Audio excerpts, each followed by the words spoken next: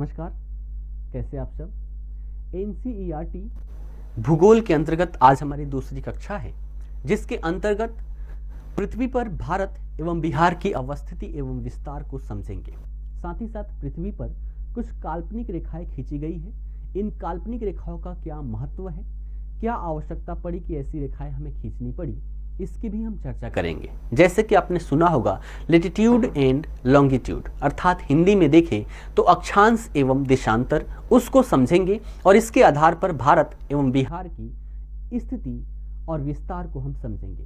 साथ ही साथ कुछ और भी रेखाएं खींची गई हैं, जैसे कि आपने नाम सुना होगा EEZ। ये क्या होता है, इसको भी हम यहीं पर समझ लेंगे। ठीक है, तो चलिए सेशन को प्रारंभ करते हैं। सबसे पहले हम यहाँ पर समझते हैं लेटिट्यूड एंड लॉन्गिट्यूड को, उसके बाद समझेंगे location and expansion of India and Bihar. ठीक है, तो चलिए सेशन प्रारंभ करते हैं। सबसे पहले हम बात करते हैं यहाँ पर कुछ काल्पनिक रेखाओं की, जिसे लेटिट्यूड अर्थात अक्षांश एवं देशांतर कहा जाता है। पृथ्वी की दो संरचनाएं आप सभी को दिखाई दे रही है। इसको समझते हैं कि ये काल्पनिक रेखाएं क्या है। ठीक है, तो सबसे पहले यहां पर आप सभी को पता है, कल की क्लास में हमने चर्चा की थी कि पृथ्वी जो है अपनी अक्ष पे 23.5 डिग्री झुकी हुई है और इसी के परिणाम स्वरूप ऋतु परिवर्तन हो पाता है। ये ऋतु परिवर्तन कैसे होता है, इसकी भी हम चर्चा कर लेंगे। तो सबसे पहले देखें तो यहां पर क्या है, अक्ष पर झुकी हुई है और अक्ष में अगर हम दो काल्पनिक बिंदु देखें जिसके आधार पर वो घूमती है ना, वो एक क्या हो जाता है नॉर्थ पोल और दूसरा हो जाता है साउथ पोल। ठीक है, तो नॉर्थ पोल और साउथ पोल।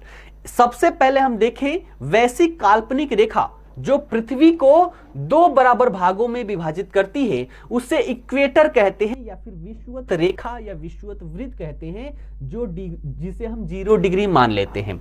और जैसे जैसे हम 1-1 डिग्री करके आगे बढ़ेंगे तो 90 डिग्री पर जाएंगे तो इसे हम नॉर्थ पोल कहते हैं, उत्तरी ध्रुव कहते हैं। और वैसे ही धीरे धीरे जब हम साउथ में जाएंगे और 90 डिग्री पर पहुंचेंगे तो इसे साउथ पोल अर्थात दक्षिणी ध्रुव कहते हैं। ये रेखाएं आवश्यक क्यों हुई, अगर इसकी बात करें तो वर्तमान समय में आप जीपीएस का बहुत ज्यादा प्रयोग करते हैं। पहले देखें तो जीपीएस क्या होता था, जो हमारे बुजुर्ग लोग हैं वो जीपीएस का कार्य किया करते थे। अगर आपको कहीं भी जाना हो तो आप उनसे पूछें कि हमें यहां जाना है, स्थान बताएं, मार्ग बताएं, तो उनके द्वारा डायरेक्टली बता दिया जाता था। पूरे दिमाग में आपका सेट कर दिया जाता था कि यहां से सीधे 2 किलोमीटर जाओ, वहां से फिर राइट लेना, फिर 1 किलोमीटर जाके फिर लेफ्ट लेना, फिर राइट, ऐसे करके पहुंच जाओगे। और पहले यही चलता था। लेकिन वर्तमान समय में टेक्नोलॉजी बहुत ही आगे बढ़ चुकी है और सैटेलाइट्स का प्रयोग करके हम जीपीएस का उपयोग करते हैं, जिसके आधार पर हम किसी भी लोकेशन को आसानी से अपने फोन या लैपटॉप, टैबलेट के माध्यम से हम ढूंढ पाते हैं। ये सभी के सभी जितने भी जीपीएस है वो सभी किस प्रणाली पर आधारित होती है, तो यहीं पर ये जो काल्पनिक रेखाएं हैं, इन सभी काल्पनिक रेखाओं का विशेष महत्व है, जिसके आधार पर वो किसी भी विशेष स्थान को बता पाती है। जैसे कि अगर हम बात करें भारत में किसी जगह की, अगर हम बात करें जैसे कि हमारी नैनी है ना, 82.5 डिग्री जो है, तो 82.5 डिग्री की अगर हम बात करें जो हमारी मानक रेखा है, तो वहां पर अगर बता दिया जाए कि यहां पर क्या है, भारत अवस्थित है, भारत की अवस्थिति की बात करें तो बता दिया जाए कि 82.5 डिग्री जो देशांतर रेखा है उस पर भारत अवस्थित है। लेकिन वहां पर देखें तो ऊपर नीचे और भी तो है, इसी के आसपास आपको श्रीलंका भी दिखाई देगा, ऊपर बढ़ेंगे तो चाइना भी दिखाई देगा, है ना, रसिया भी दिखाई देगा। तो आप इसमें कंफ्यूज्ड हो जाएंगे। तो क्या होगा, जब तक दो रेखाएं ना हो, अर्थात इस जगह को अगर बताना है तो मैंने एक रेखा ऐसे खींच दी और ऐसे यहां पर बहुत सारी जगह है, तो हम उस अवस्थिति का रियल एग्जैक्ट लोकेशन नहीं बता पाएंगे जब तक दूसरी रेखा यहां पर किसी विशेष स्थान को ना काटे। तो ये क्या हो गया, हमारा देशांतर हो गया। और इसके साथ साथ हम ये भी बता दें कि इतने डिग्री अक्षांश पर, तो दोनों जो हाँ आपस में काटेंगे वो हमारा एग्जैक्ट लोकेशन हो जाएगा। इसलिए पृथ्वी पर दो काल्पनिक रेखाएं खींची गई, एक को कहा गया लेटिट्यूड और दूसरे को कहा गया लॉन्गिट्यूड अर्थात अक्षांश एवं देशांतर। तो आशा करता हूं ये सारी चीजें आप लोग समझ चुके होंगे। तो विषुवत वृत्त किसे कहते हैं, वह काल्पनिक रेखा जो पृथ्वी को दो बराबर भागों में विभाजित करती है, उसे हम विषुवत वृत्त के नाम से या फिर इक्वेटर के नाम से जानते हैं। यहां पर बहुत सारी कुछ विशेष रेखाएं हैं, जैसे कि यहां पर देखें तो 0 डिग्री हो गया, उसके बाद ऊपर जब हम जाएंगे तो ऊपर आपको 23.5 डिग्री पर एक रेखा दिखाई देती है ना, 23.5 डिग्री पर एक रेखा दिखाई देती है जिसे कर्क रेखा कहा जाता है। और वैसे ही दक्षिण में जाएं तो 23.5 डिग्री पर आपको दूसरी एक रेखा दिखाई देती है 23.5 डिग्री पर, कहां, साउथ में, उसे हम मकर रेखा के नाम से जानते हैं। ठीक है, कर्क और मकर रेखा ये क्यों खींची गई, इसकी भी महत्ता हम यहीं पर समझ लेते हैं। तो अभी हमने देखा था कि पृथ्वी जो है 23.5 डिग्री अक्ष पे झुकी हुई है, जिसके परिणाम स्वरूप ऋतु परिवर्तन होता है। अर्थात जो सूर्य की रोशनी अगर हम डायरेक्टली देखें तो डायरेक्टली पड़ने वाला ये जो क्षेत्र है 23.5 डिग्री नॉर्थ से लेकर 23.5 डिग्री साउथ तक, यहां पर पृथ्वी की जो रोशनी है वो डायरेक्टली पड़ती है ना। अर्थात इन सभी क्षेत्र में वर्ष में एक बार ऐसा होता है जब सूर्य की जो प्रकाश होती है एकदम हमारे सर के ऊपर होता है। अर्थात कभी सूर्य उत्तरायण होता है, कभी दक्षिणायन होता है, और इसी के कारण क्या होता है, ऋतु परिवर्तन होता है। तो ये वैसे क्षेत्र है 23.5 डिग्री नॉर्थ से लेकर 23.5 डिग्री साउथ तक, जहां पर हमेशा सूर्य लंबवत चमकता है, इसलिए यहां पर गर्मी अत्यधिक होती है। इसलिए हम इसे क्या बोलते हैं, उष्ण कटिबंधीय क्षेत्र कहते हैं, है ना, उष्ण कटिबंधीय क्षेत्र कहते हैं। उसके बाद अगली रेखा यहां पर हो जाती है 66.5 डिग्री की, है ना, अगली रेखा हो जाती है 66.5 डिग्री नॉर्थ और दूसरी 66.5 डिग्री साउथ में हो जाती है ना, 66.5 डिग्री साउथ में हो जाती है। यह कैसा क्षेत्र है, अगर इसको समझने से पहले हम नीचे वाले क्षेत्र को समझ ले तो ये वैसा क्षेत्र है जहां पर सूर्य की डायरेक्ट रोशनी जाती ही नहीं है। अर्थात ये सभी के सभी बहुत ही ठंडे क्षेत्र हैं, इसलिए इसे हम क्या बोलते हैं, शीत कटिबंध। ये क्या हो गया, उष्ण कटिबंध हो गया। ये 66.5 से लेकर 90 डिग्री तक क्या हो गया, शीत कटिबंध हो गया।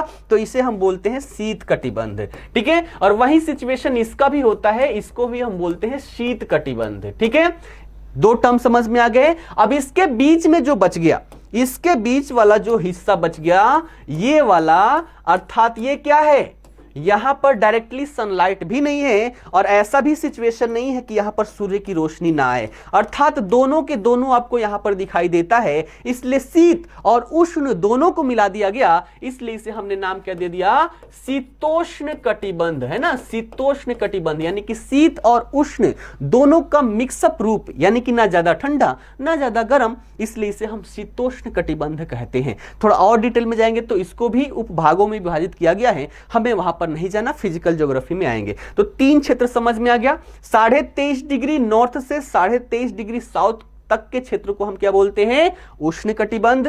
23.5 डिग्री 23.5 डिग्री से 66.5 डिग्री, चाहे नॉर्थ हो या साउथ हो, इसको हम बोलते हैं शीतोष्ण, है ना, या फिर उपोष्ण भी बोल लेते हैं। और उसके बाद 66.5 से 90 तक क्या बोल लेते हैं हम, इसको हम बोल लेते हैं शीत कटिबंध। तो ये समझ में आ गया आपको, लेटीट्यूड अर्थात अक्षांश समझ में आ गया। अब बात करते हैं देशांतर की।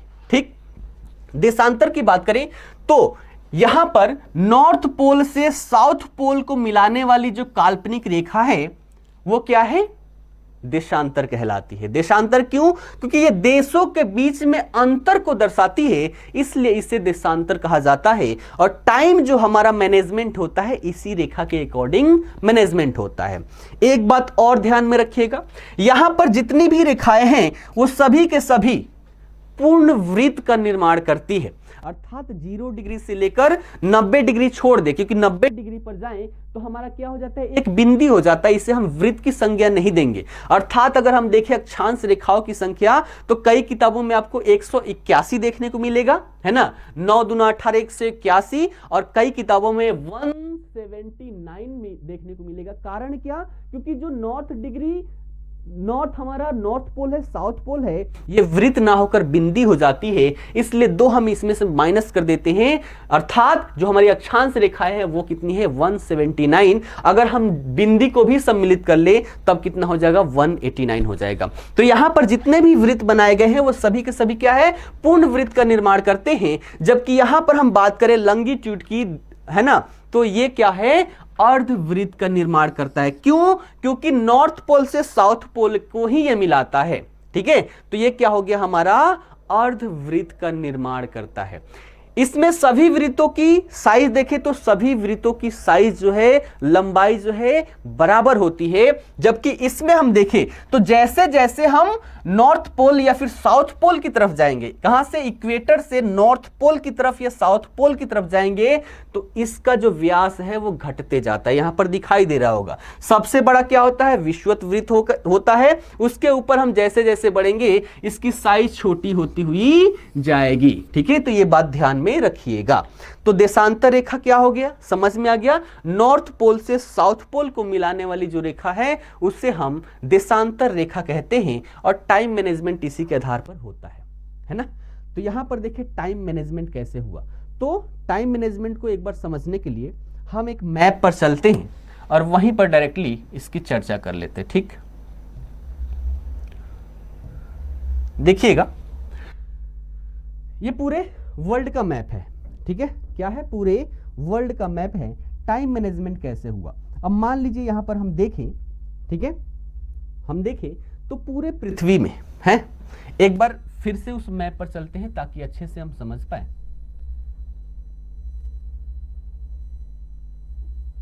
कहां गया,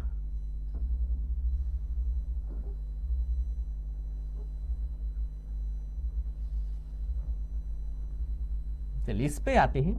तो एक बार हम यहां पर देखें तो निकालते कैसे हैं, अपने अक्ष पर 24 घंटे में एक चक्कर लगाती है, और एक चक्कर में कितना डिग्री, 360 डिग्री ये घूम जाती है ना।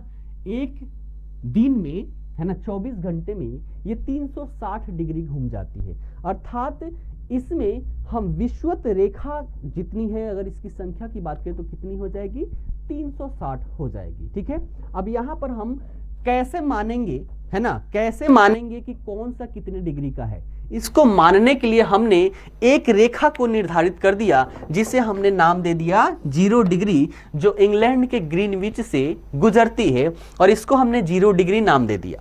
इससे हम पूर्व की तरफ जाएंगे तो समय जो है वो बढ़ते जाएगा, और पश्चिम की तरफ जाएंगे तो समय क्या होगा, घटते जाएगा। कितने डिग्री पे कितना घटता है उसको भी हम यहीं पर समझ लेते हैं।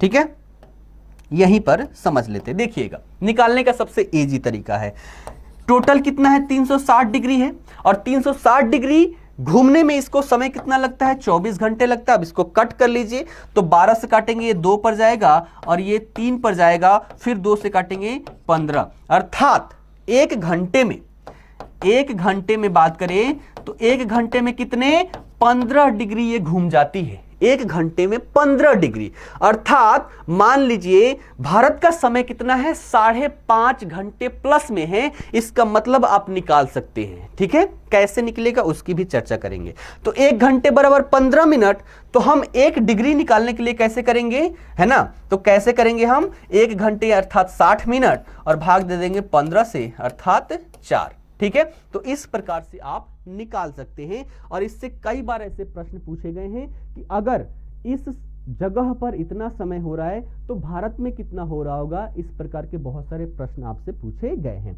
तो देख लीजिएगा, एक बार हम चलते हैं वहीं टाइम जोन वाले मैप पर, और वहां से समझते हैं कि कैसे इसको निर्धारित किया गया। ठीक, देखिएगा यहां अगर हम बात करें, ये थोड़ा सा दूसरा मैप है,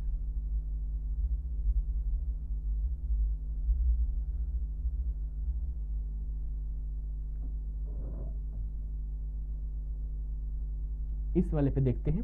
देखिएगा, तो यहां पर इंग्लैंड में एक स्थान है, यहां पर ग्रीनविच। ठीक, क्योंकि यहां पर निर्धारण करना था कि हम कहां से किसको हम बेसलाइन माने। जैसे विषुवत रेखा को हमने बेसलाइन मान लिया था अक्षांश में, इसको बेसलाइन हम कैसे देखें, तो एक हमने लाइन खींच दी जो इंग्लैंड के ग्रीनविच से होके जाता है, इसको हम प्राइम मेरिडियन नाम दे दिया, है ना, और इसको हमने मान लिया 0 डिग्री। अर्थात ये क्या हो गया, 0 डिग्री। यहां पर जब भी सूरज लंबवत होगा, अर्थात इस क्षेत्र में आने वाले जितने भी क्षेत्र हैं सभी में क्या होगा, दोपहर होगा। यहां से जैसे जैसे हम पूर्व की तरफ बढ़ेंगे समय में क्या होगा, प्लस होगा, और पश्चिम की तरफ बढ़ेंगे तो समय में क्या होगा, माइनस होगा, अर्थात घटेगा। अर्थात हम यहां पर देखें 12 बजे अगर दोपहर हो रहा है तो हम जब भारत पहुंचेंगे तो भारत आपको दिखाई दे रहा होगा यहां पर, है ना, ये क्या है, भारत यहां से यहां तक है। अर्थात भारत में जो डिफरेंस देखने को मिलता है विषुवत रेखा में वो लगभग 2 घंटे का देखने को मिलता है। अर्थात अरुणाचल प्रदेश में 2 घंटे टाइम पहले होगा गुजरात की अपेक्षा। इसलिए भारत में 2 टाइम जोन ना बनाकर एक टाइम जोन हमने बीच का ले लिया, यानी कि 82.5 डिग्री ले लिया, जो आपको नैनी से होकर गुजरती है। अर्थात इस पर हम जब टाइम निकालेंगे तो जब इंग्लैंड में 12:30 हो रहा होगा, भारत में शाम के 5:30 हो रहे होंगे। अर्थात इधर क्या है, 5.5 घंटे ज्यादा है। जब हम इधर चलेंगे तो ये माइनस में होगा। अर्थात जब यहां पर 12 बज रहा है तो हम यहां पर अगर हम बात करें कहां, यहां पर उत्तरी अमेरिका के इस वाले क्षेत्र में देखें तो 7 बज रहा होगा, है ना। इस वाले क्षेत्र में 8 बज रहा होगा। इसका मतलब 1 घंटे में कितना, 15 डिग्री हम जब बढ़ेंगे तब 1 घंटे का समय हमारा व्यतीत हो जाएगा। इधर जाएंगे प्लस में, इधर जाएंगे माइनस में।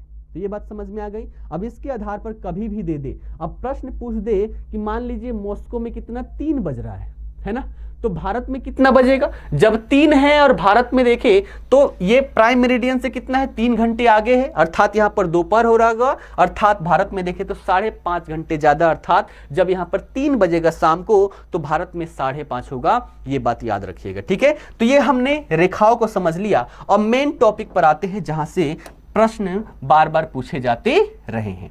ठीक, चलिए अब भारत की अवस्थिति की हम बात करते हैं। सबसे पहले तो भारत आपको दिखाई देगा। अगर हम इस पिक्चर की बात करें तो ये वही वाला पिक्चर है जो हमने देखा जिसमें लेटीट्यूड और लॉन्गिट्यूड दिखाया गया है। ठीक है, ये क्या हो गया, ये हमारा विषुवत रेखा हो गया। ये क्या है, ये हमारा विषुवत रेखा है, अर्थात 0 डिग्री है। ठीक, उसके बाद हम यहां पर बात करें तो एक और 0 डिग्री कहां, इंग्लैंड से होके गुजरती है। ठीक, तो यहां पर देखें तो इस विषुवत रेखा के ऊपर इसको हम बोलते हैं उत्तरी गोलार्ध। ठीक है, और नीचे अर्थात दक्षिण में हम बोलते हैं दक्षिणी गोलार्ध। ठीक है, तो इस हिसाब से देखें तो भारत की अवस्थिति कहां है, उत्तरी गोलार्ध में है, पृथ्वी के उत्तरी गोलार्ध में है। जबकि देशांतरीय विस्तार देखें तो प्राइम मेरिडियन से अगर हम पूर्व की तरफ चलते हैं तो क्या होगा, पूर्वी गोलार्ध, और पश्चिम की तरफ चलते हैं तो पश्चिमी गोलार्ध। भारत की अवस्थिति देखें तो हमारा क्या है, पूर्वी गोलार्ध में है। ठीक है, पूर्वी गोलार्ध में है, किसके, देशांतरीय आधार पर, और जबकि हम अक्षांशीय आधार पर देखें तो उत्तरी गोलार्ध में है। ठीक है, इसका विस्तार क्या है, अगर हम इसको यहां से जूम करके यहां लाएं तो आपको विस्तार दिखाई देगा। यह है हमारा प्यारा भारत। और इसकी बात करें तो विस्तार हम नीचे से बढ़ेंगे। ठीक है, तो मेनलैंड की बात करें तो 8 डिग्री 4 मिनट है ना। जब भी हम बोलेंगे इसके साथ हम क्या शब्द प्रयोग करेंगे, उत्तरी गोलार्ध। ठीक है, या फिर उत्तरी अक्षांश। उत्तरी अक्षांश ज्यादा सही होगा। तो 8 डिग्री 4 मिनट उत्तरी अक्षांश से लेकर 37 डिग्री 6 मिनट उत्तरी अक्षांश तक भारत का विस्तार देखने को मिलता है। फिर से रिकॉल करता हूं, 8 डिग्री 4 मिनट उत्तरी अक्षांश से लेकर 37 डिग्री 6 मिनट उत्तरी अक्षांश तक भारत का विस्तार है। यह हमने देख लिया। अब देशांतरीय विस्तार की बात करें तो देशांतरीय विस्तार में कौन से देशांतर में, पूर्वी देशांतर में है, तो 68 डिग्री 7 मिनट पूर्वी देशांतर से लेकर 97 डिग्री 25 मिनट पूर्वी देशांतर तक विस्तार है। कितना, 68 डिग्री 7 मिनट पूर्वी देशांतर से लेकर 97 डिग्री 25 मिनट पूर्वी देशांतर तक भारत का विस्तार है। ये क्या है, मुख्य भूमि। जबकि पूरे भारत की बात करें तो इसमें अंडमान निकोबार समूह भी आता है, द्वीप समूह लक्षद्वीप भी आता है। तो पूरे भारत की अगर बात करें तो 6 डिग्री 45 मिनट से लेकर 37 डिग्री 6 मिनट तक इसका विस्तार है। कहां से, 6 डिग्री 45 मिनट से लेकर 37 डिग्री 6 मिनट तक इसका विस्तार देखने को मिलता है। ये बात याद रखिएगा। ठीक है, लंबाई चौड़ाई भी देखें तो उत्तर से लेकर अगर दक्षिण तक की अगर लंबाई देखें भारत की तो 3214 किलोमीटर देखने को मिलती है। जबकि पश्चिम से पूर्व की तरफ देखें तो 2933 किलोमीटर देखने को मिलती है। इसके साथ साथ हमने 23.5 डिग्री पर कर्क रेखा की बात की थी, तो यह भी भारत से होकर गुजरती है ना।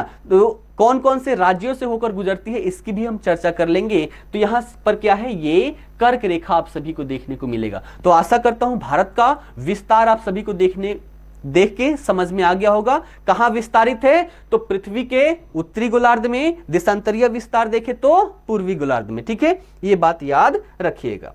चलिए आगे देखते हैं। अब बात कर लेते हैं इसके साथ ही बिहार। अब बिहार को जूम करेंगे तो यहां पर बहुत सारे स्टेट आपको देखने को मिलेंगे, है ना, और उसी में से क्या है, हमारा बिहार राज्य है। अगर बिहार की विस्तार की बात करें तो इसकी स्थापना कब हुई थी, 1 अप्रैल 1912 को, राजधानी पटना है, ये आप सभी को पता है। ठीक है, तो बिहार की बात करें तो भारत के, है ना, भारत के पूर्वी, है ना, भारत के पूर्वी उत्तरी क्षेत्र में ये अवस्थित है।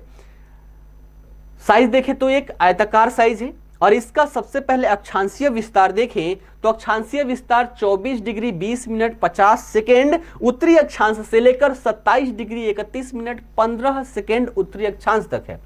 फिर से अक्षांशीय विस्तार बोलता हूं, 24 डिग्री 20 मिनट 50 सेकेंड उत्तरी अक्षांश से लेकर 27 डिग्री 23 मिनट 15 सेकेंड उत्तरी अक्षांश तक। जबकि देशांतरीय विस्तार की बात करें तो 83 डिग्री 19 मिनट 50 सेकेंड पूर्वी देशांतर से लेकर 88 डिग्री 17 मिनट 40 सेकेंड पूर्वी देशांतर तक। फिर से रिकॉल करता हूं, 83 डिग्री 19 मिनट 50 सेकेंड पूर्वी देशांतर से लेकर 88 डिग्री 17 मिनट 40 डिग्री पूर्वी देशांतर तक बिहार का विस्तार है। ठीक है, बिहार की क्षेत्रफल की बात करें तो 94,163 वर्ग किलोमीटर है, और इसकी भी अगर हम लंबाई चौड़ाई की बात करें तो उत्तर से दक्षिण की तरफ देखें तो 345 किलोमीटर लंबाई है, चौड़ाई है इसकी, और लंबाई की बात करें पश्चिम से पूर्व की तरफ तो 483 किलोमीटर इसकी लंबाई देखने को मिलती है। जबकि इसकी हाइट की बात करें समुद्र तल से तो इसकी ऊंचाई जो है 52.73 मीटर इसका समुद्र तल से ऊंचाई देखने को मिलता है। तो पूरा हम कंपेयर करें, ये पूरा पृथ्वी हो गया। इस पृथ्वी पर भारत की अवस्थिति कहां है, तो उत्तरी गोलार्ध में है, और हम देशांतरीय विस्तार देखें तो पूर्वी गोलार्ध में है। ठीक है, अब भारत में देखें तो भारत में बिहार को अगर हम देखें तो अवस्थिति यहां है, और कितने डिग्री अक्षांश कितने डिग्री देशांतर पर है इसकी भी चर्चा हमने कर लिया। ठीक, चलिए और क्या हम यहां पर देख सकते हैं, तो और देखिए बिहार का ये मैप है, और बिहार के मैप में कुछ प्रश्न पूछे जाते हैं। सबसे पहले देखें तो यहां पर ये जिले हैं, ठीक है, जिसको 9 प्रमंडलों में विभाजित किया गया है। ग्रीन वाला आपका क्या हो गया, ग्रीन वाले की बात करें तो ये तिरहुत हो गया, तिरहुत प्रमंडल हो गया है, ये दरभंगा प्रमंडल है, ये कोसी प्रमंडल है, ये क्या है पूर्णिया प्रमंडल है, ये भागलपुर प्रमंडल है, ये मुंगेर प्रमंडल है, ये मगध प्रमंडल है, और इसकी बात करें तो ये पटना प्रमंडल, और इसकी बात करें तो सारण प्रमंडल। तो ये 9 प्रमंडलों में संपूर्ण जिले को विभाजित किया गया है। प्रश्न पूछता है कि सबसे उत्तर में कौन सा जिला अवस्थित है, तो सबसे उत्तर में अवस्थिति देखें तो किसकी, हमारी वेस्ट चंपारण की है। सबसे उत्तर में अवस्थिति वेस्ट चंपारण जिले की है। सबसे पश्चिम की बात करें तो सबसे पश्चिम में आपका कौन सा जिला हो गया, रोहतास, है ना, रोहतास का विस्तार यहां तक है, याद रखिएगा। तो सबसे पश्चिम में जिला कौन सा है, रोहतास हो गया। सबसे दक्षिण में देखें तो सबसे दक्षिण तक विस्तार किसका है, गया का है, गया जिले का है। ठीक है, ये जमुई मत देखिएगा, जमुई में डिफरेंस है। ठीक है, यहां तक, ठीक है, तो सबसे दक्षिण तक कौन है, गया का विस्तार है। और जबकि सबसे पूर्व की बात करें तो सबसे पूर्व में कौन सा, किशनगंज, है ना, सबसे पूर्व में कौन सा, किशनगंज जिला है। ये बात याद रखिएगा। ठीक, यहां तक क्लियर है। चलिए आगे देखते हैं और क्या देखना है, और कुछ नहीं है, सारा हमने देख लिया। तो आशा करता हूं सारी चीजें, एक एक चीजें आप सभी को समझ में आई होगी। हमने क्या क्या देख लिया, सबसे पहले हम बात करें तो सबसे पहले हमने अक्षांश एवं देशांतर रेखा को समझा, है ना, इसके बारे में हमने समझा कि ये क्या है, क्यों हमारे लिए महत्वपूर्ण है। उसके बाद हमने कुछ रेखाएं ये है, एक बार इसकी चर्चा कर लेते हैं, ये बीच में छूट गया था।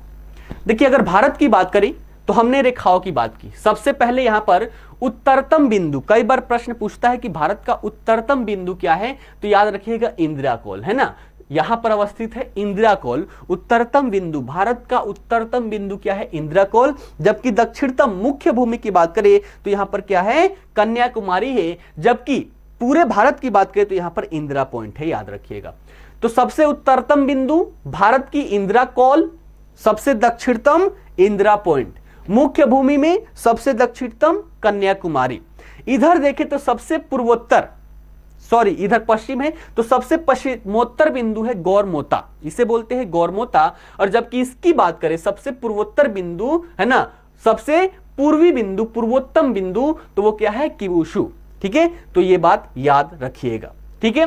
उसके बाद हमने देखा यहां पर कर्क रेखा की बात कर ले तो ये जो लाल वाली लाइन दिखाई दे रही है ये कर्क रेखा है और किन किन राज्यों से होकर गुजरती है। तो सबसे पहले आपको यहां पर गुजरात दिखाई दे रहा है ना।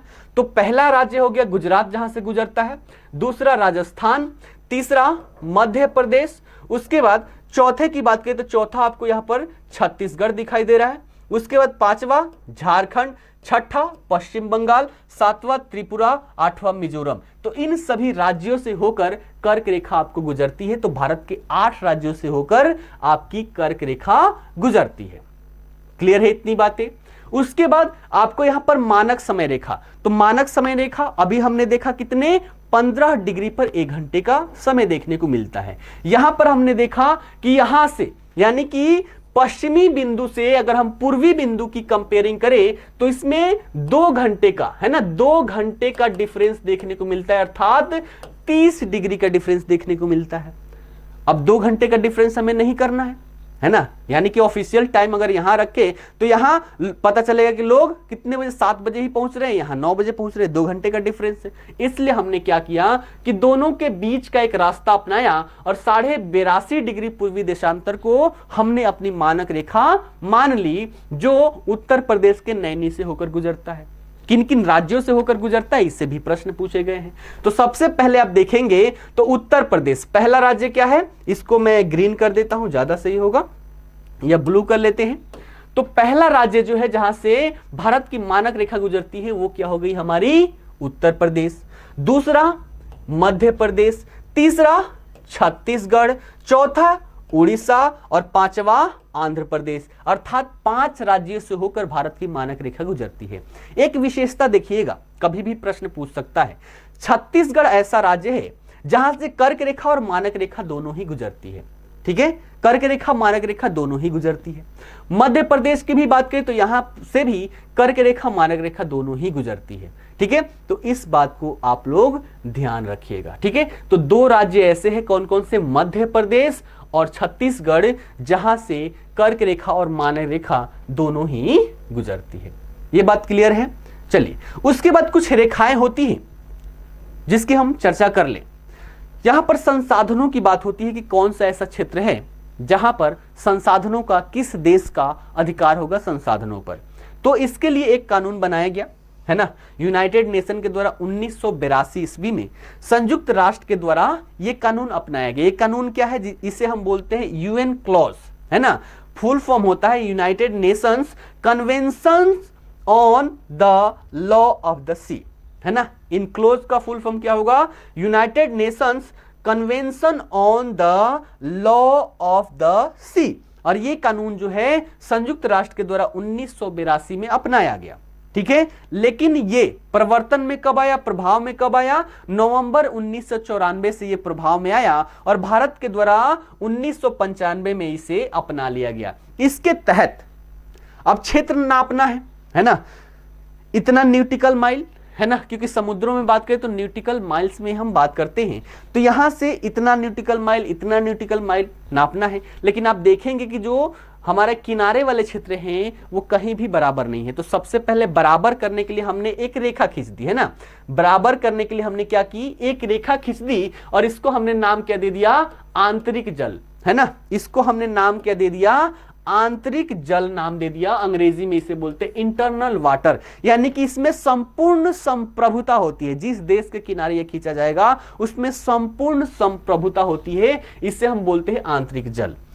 इससे हम 12 न्यूटिकल माइल जब आगे बढ़ेंगे, है ना, कहां से, जो हमारी आंतरिक जल रेखा, इसे हम बेस लाइन बोलते हैं। तो बेस लाइन से जब हम 12 न्यूटिकल माइल बढ़ेंगे तो उस क्षेत्र को हम बोलते हैं प्रादेशिक सागर। अर्थात बेस लाइन से लेकर ये जो पूरा क्षेत्र है 12 न्यूटिकल माइल तक, एक कलर से मैं दूसरे कलर से दिखा देता हूं, यहां पर मैं ग्रीन कर देता हूं। तो याद रखिएगा, या ये जो क्षेत्र दिखाई दे रहा है ये ग्रीन वाला, इस क्षेत्र को हम क्या बोलते हैं, इस क्षेत्र को बोलते हैं प्रादेशिक सागर, अंग्रेजी में बोलते हैं टेरिटोरियल सी। कहां से, बेस लाइन से लेकर 12 न्यूटिकल माइल तक होता है। और यहां पर भी जितने भी संसाधन हैं, है ना, कोई जहाज जाती है तो उस पर टैक्स लगाना, वो संबंधित देश के अधिकार क्षेत्र में आता है। जब इससे हम और 12 न्यूटिकल माइल आगे बढ़ेंगे, अर्थात बेस लाइन से कितना 24 न्यूटिकल माइल तक हम आगे बढ़ेंगे, तो इस क्षेत्र को हम क्या बोलते हैं, सन्निहित क्षेत्र बोलते हैं, अर्थात अंग्रेजी में बोलते हैं कंटिगियस जोन, अर्थात बेस लाइन से 24 न्यूटिकल माइल तक।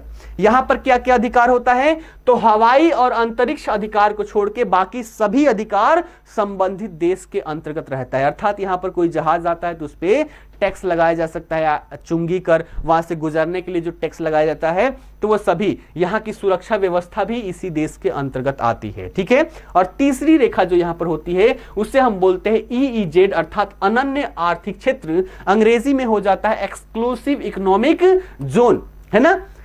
कहां तक होता है, तो बेस लाइन से लेकर 200 न्यूटिकल माइल तक के क्षेत्र हम बढ़ेंगे तो उसे हम बोलते हैं, उतने क्षेत्र को अनन्य आर्थिक क्षेत्र। यहां पर संबंधित देश के अधिकार क्या क्या होंगे, तो देखिएगा, जो भी प्राकृतिक संसाधन है उसकी खोज किया जा सकता है उस देश के द्वारा, उन प्राकृतिक संसाधनों का दोहन किया जा सकता है, इन सभी क्षेत्रों को संरक्षण, जो यहां पर संसाधन है उनको भी संरक्षण, साथ ही साथ प्रबंधन करने का अधिकार है। तो EEZ इतना हो जाता है।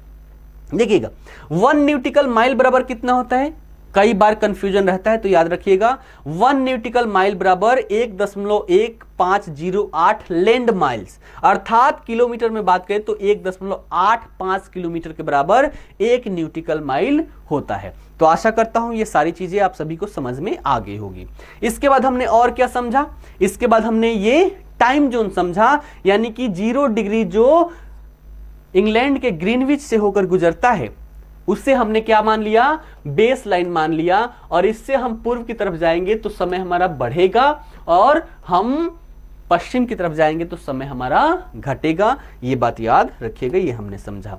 उसके बाद हमने यहाँ पर भारत की अवस्थिति देखी पृथ्वी पर, और भारत की अवस्थिति के पश्चात हमने बिहार की अवस्थिति विस्तार देखा। उसके बाद हमने क्या देखा, कौन से जिले पूर्व पश्चिम उत्तर दक्षिण में है ये हमने देखा, और अंततः हमने देखा वही, ये भी टाइम जोन का ही नक्शा है। तो इतनी सारी चीजें हमने देखी। आशा करता हूं सारी चीजें अच्छे से समझ में आई होगी। फिर मिलते हैं अगली क्लास को लेकर, जो हमारी मंडे को होगी। मंडे को इसका अगला पार्ट आएगा, और ये लगातार चलते रहेगा। हफ्ते में 5 वीडियो आप सभी को मिलेंगे, Monday to Friday. Mains answer writing के 2 वीडियो मिलेंगे, और करेंट अफेयर के 1 वीडियो मिलेंगे।